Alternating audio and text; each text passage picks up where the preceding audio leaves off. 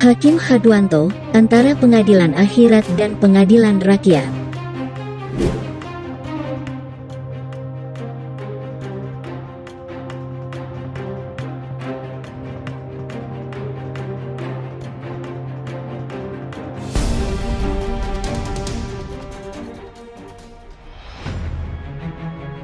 Sampai berjumpa di pengadilan akhirat, ucapan Habib Rizik Syihab ketika menyalami Hakim Hadwanto saat ini tengah viral. Hadwanto adalah ketua majelis hakim yang menyidangkan kasus suap RS Umi, Bogor di Pengadilan Negeri Jakarta Timur dengan terdakwa Habib Rizik Syihab. Dia menjatuhkan vonis 4 tahun penjara dari tuntutan jaksa 6 tahun penjara. Setelah menolak vonis hakim, sekaligus menolak tawaran hakim agar minta pengampunan, grasi kepada Presiden Jokowi, dan menyatakan banding. Habib Rizik beranjak dari kursi terdakwa. Dia mendatangi keluarganya di kursi pengunjung, para penasihat hukum, dan kemudian menghampiri meja majelis hakim.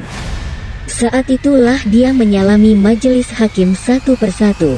Menurut kesaksian salah seorang penasihat hukum, wajah Hakim Hadwanto tampak pucat mendengar ucapan Habib Rizik.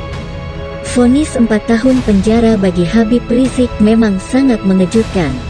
Bagaimana mungkin majelis hakim menerima mentah-mentah tuntutan jaksa yang mendakwa Habib Rizik menyebarkan kabar bohong dan berbuat keonaran? Hakim juga menerima begitu saja argumen jaksa bahwa yang dimaksud dengan keonaran termasuk kehebohan di media sosial, khususnya akun-akun YouTube. Padahal kalau hakim mau sedikit saja melakukan verifikasi, akan dengan mudah diketahui, akun-akun YouTube yang diajukan oleh jaksa sebagai bukti adalah akun penyebar hoaks yang dikelola para buzzer. Bukan Habib Rizik yang menyebabkan keonaran. Para buzzerlah yang mencoba menyebar keonaran. Publik setidaknya saat ini menyoroti 3 hal dari putusan majelis hakim yang dipimpin Hadwanto. Pertama, putusannya tidak memenuhi rasa keadilan masyarakat. Kedua, pernyataannya agar Habib Rizik Syihab mengajukan pengampunan kepada Presiden Jokowi. Ketiga, konsekuensi putusannya yang harus dia pertanggungjawabkan di pengadilan akhirat.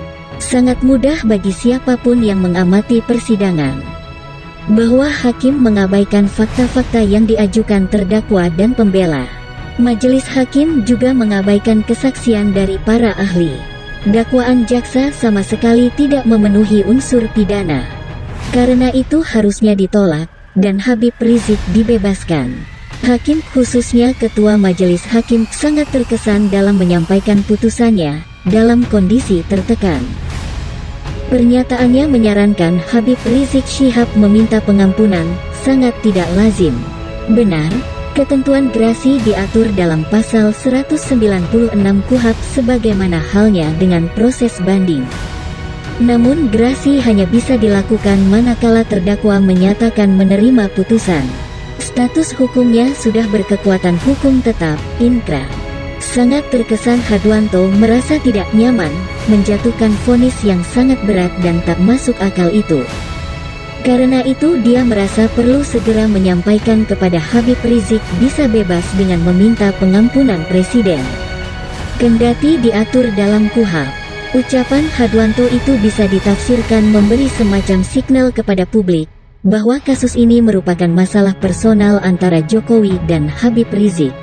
Penolakan Habib Rizik, keputusannya langsung banding tanpa pikir-pikir dulu, dan ucapannya, sampai berjumpa di pengadilan akhirat, jelas akan menjadi beban batin yang sangat berat bagi Hadwanto dan anggota majelis hakim. Pengadilan akhirat adalah pengadilan masa depan. Bagi orang yang beriman, sangat meyakini pengadilan terakhir itu akan tiba. Kita harus mempertanggungjawabkan semua amal perbuatan kita. Bila kita berbuat zalim di dunia, pembalasannya akan jauh lebih berat di akhirat. Namun sebelum pengadilan akhirat itu tiba, Hadwanto saat ini sudah menghadapi pengadilan dunia, yakni pengadilan rakyat. Publik beramai-ramai menghujat dan melaknatnya. Publik mencatatnya sebagai hakim yang tidak adil dan berbuat zalim kepada seorang ulama, atas order kekuasaan. Sebagai hakim, dia tidak bisa memegang amanah untuk berbuat adil tanpa pandang bulu. Tidak bisa memegang sumpahnya yang diucapkan di bawah Al-Quran. Demi Allah, saya bersumpah bahwa saya akan memenuhi kewajiban hakim dengan sebaik-baiknya dan seadil-adilnya.